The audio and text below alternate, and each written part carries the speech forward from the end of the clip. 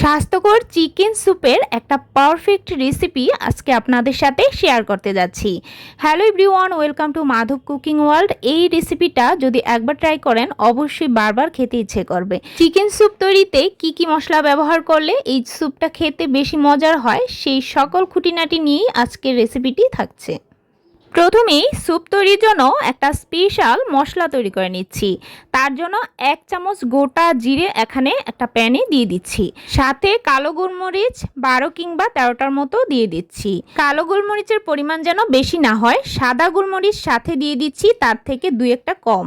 এখন চুলা আঁচটাকে একটু লোয়ে রেখে কিছুক্ষণের জন্য ভেজে নিতে হবে। জাস্ট হালকা একটু ভাজবেন, যেন খুব বেশি কালার না আসে। হালকা যখন গ্রান বের হবে একটা সাইডে ঠান্ডা করে তারপর গুঁড়ো করে নিতে হবে। এখন চলুন স্যুপটা তৈরি করব। তার জন্য প্রথমেই এখানে 2 চামচ ঘি ব্যবহার করছি। অবশ্যই ঘিটা দিবেন, তাহলে কিন্তু টেস্ট আর ফ্লেভারটা অনেক ভালো আসবে। 1 চামচ আদা আর 1 চামচ রসুন বাটা এই ঘিয়ের সাথে হালকা করে একটু নেড়েচেড়ে ভেজে নিতে হবে, খুব বেশি যেন কালার না আসে।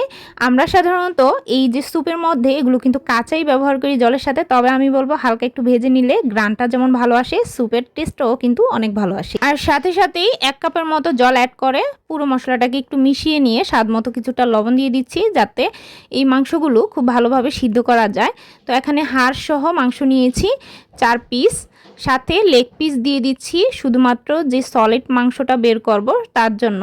আপনি চাইলে এখানে মুরগির যে ব্রেস্টের মাংসটা আছে সেটাও কিন্তু ব্যবহার করতে পারেন।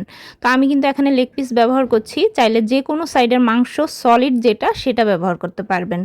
তো হাড় সহ যেগুলো সেগুলো কিন্তু ছোট করে কাটা। এবার এরই সাথে একটু ভালো করে মিশিয়ে আরও কিছুটা জল অ্যাড করে দিচ্ছি, খুব ভালোভাবে যাতে সিদ্ধ হয়ে যায়। তো সিদ্ধ হওয়ার জন্য কিন্তু আপনার যে জলটা বাড়তি দিবেন সেই জলটাও কিন্তু এর সাথে কাজে লাগবে, তাই আমি একটু বাড়িয়ে জল দিয়ে সিদ্ধ করছি। এবার এখানে কিছুটা গাজর একদম কিউব কিউব করে ছোট করে কেটে নিয়েছি, সেটা দিয়ে দিচ্ছি। একটা মিডিয়াম সাইজের গাজরকে এভাবে টুকরো করে নিয়েছি। প্রায় এই তো 20 মিনিটের মতো সিদ্ধ করতে সময় লেগেছে। তো এরই মাঝে কিন্তু মাংসটাও খুব ভালোভাবে সিদ্ধ হয়ে গেছে আর গাজরটাও কিন্তু খুব ভালোভাবেই সিদ্ধ হয়ে গেছে। গাজর আর লেগ পিসটা উঠিয়ে একটা সাইডে রেখে হাড়সহ চিকেনগুলো এর মধ্যে রেখে সাথে আরও কিছুটা জল অ্যাড করে দিচ্ছি, যেহেতু স্যুপে আরও কিছুটা জল লাগবে। তো ফুটতে বসিয়ে একটা সাইডে এগুলোকে নামিয়ে কাঁটা চামচের সাহায্যে লেগ পিসের উপরের চিকেনটাকে এভাবে ছাড়িয়ে নিচ্ছি। কাঁটা চামচ দিয়ে দেখবেন যে উপরের চিকেনটা খুব সহজেই এরকম ভাবে তুলে নেওয়া যাচ্ছে। তো এভাবে পুরোটা তুলে নেওয়ার পর একটা সাইডে যে গাজরগুলো আছে সেগুলোকে একটু ম্যাশ করে নিতে হবে। জাস্ট একটু ম্যাশ করে নিলে কি হবে, স্যুপের সাথে কিন্তু মিশে যাবে, খেতে কিন্তু টেস্টটা আরও দ্বিগুণ হবে। তো এগুলোকে আমি একটা সাইডে নিয়ে রেখে দিচ্ছি। স্যুপের জন্য যে জলটা হাঁড়িতে ফুটতে বসিয়ে দিয়ে গেলাম সেই জলের সাথে দিয়ে দিচ্ছি 2 চামচ চিনি। চিনি অবশ্যই দিতে হবে, তাহলেই কিন্তু টেস্টটা ভালো আসবে। বাড়তি কিন্তু আরও 1 চামচ চিনি ব্যবহার করা যাবে। ভেজে রাখা হাফ চামচ সেই মশলার গুঁড়ো ব্যবহার করছি। স্বাদ মতো হাফ চামচ লবণ ব্যবহার করছি। অবশ্যই শেষে আপনারা টেস্ট করে লবণটা ব্যবহার করবেন। হাফ চামচ ঝালের জন্য লাল মরিচের গুঁড়ো ব্যবহার করছি, চাইলে এখানে কাঁচা মরিচটাও ব্যবহার করতে পারেন। 4 চামচ টমেটো সস ব্যবহার করছি। আর যেহেতু টমেটো সসেও একটা ঝাল থাকে সেজন্য আমি এখানে ঝালের পরিমাণটা কম করে দিয়েছি, চাইলে আপনারা ঝালের পরিমাণটা ব্যালেন্স অনুযায়ী অ্যাড করে দিবেন। স্যুপের সাথে অ্যাড করার জন্য একটা ডিম ব্যবহার করছি। ডিমটা আপনাদের পরিমাণ অনুযায়ী বাড়িয়ে আরেকটাও ব্যবহার করতে পারবেন। একটা ডিম ভালো করে ফেটিয়ে এভাবে দেখুন হাতার সাহায্যে এরকম স্লোলি ঘুরিয়ে মিশাতে হবে। কিভাবে করছে অবশ্যই দেখছেন। যদি এভাবে স্লোলি না মিশান তাহলে কি হবে, ডিমটা ভেঙে চুরে যাবে, আঁশ ভাব থাকবে না। তো অবশ্যই উপর থেকে অল্প অল্প করে ছাড়বেন আর এভাবে চামচ দিয়ে হালকা করে চারদিকটাতে ঘোরাতে হবে। আর দেখুন এরকম একটা আঁশ ভাব থাকবে তাহলে ডিমের মধ্যে। এখন সেই গাজর আর চিকেনগুলো দিয়ে দিচ্ছি এর মধ্যে।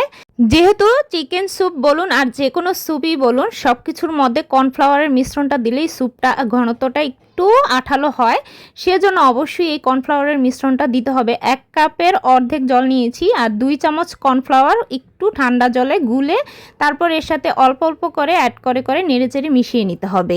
আর উপর থেকে অল্প অল্প করে ছাড়তে হবে আর এভাবে মিশাতে হবে। কর্নফ্লাওয়ারের মিশ্রণটা দিলে স্যুপটার ঘনত্বটা আঠালো হয়, খেতে কিন্তু ভালো লাগে আর দেখতেও সুন্দর লাগে। এবার এই চিকেন স্যুপটাকে 5 থেকে 6 মিনিটের মতো মিডিয়াম আঁচে একটু জাল করে নিতে হবে। স্যুপের ঘনত্বটা আপনি কীরকম কীরকম রাখতে চান সেই অনুযায়ী অবশ্যই জাল করে নেবেন।